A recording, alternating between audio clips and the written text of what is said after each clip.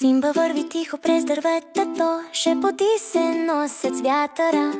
Светлинка блести, непознат път, нека видим какви тайни е скрил времето. Тико се люлее от лиана на лиана, погледни символ, това ли е знак? Зузо рипти, рядка долина, скрито дълбоко, ще се осмелим ли?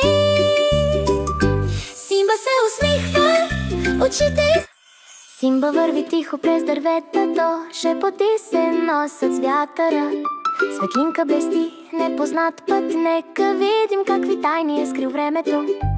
Тико се люлее от лиана на лиана, погледни символ, това ли е знак? Зузо рипти, рядка долина, скрито дълбоко, ще се осмелим ли?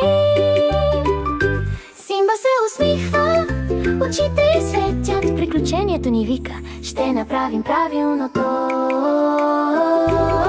Стъпка по стъпка ще намерим пътя, смели и ярки ден и нощ. Сърца, които светят и очи, които виждат, ще разгадаем мистерията на долината. През гъстата и широка джунгла те преминават през поток, ръка за ръка е светещо цвете, осветява пътя и ги води верно през мъглата гуз. Зузо се смеле, това свети в розово, Тико се подхлъзва плъц, нуждае се от напитка. Заедно силни, не се страхуваме, тайните на долината се приближават. Всяка следа, която откриваме, всяка усмивка, която споделяме, показва магията на приятелство навсякъде. Облаците се разсейват, лунната светлина свети, златна врата се появява в лъчите. Вътре в долината, тиха и спокойна, кристално езеро под хълма. Симба тихо прошепва, това място има истории, които трябва да знаем.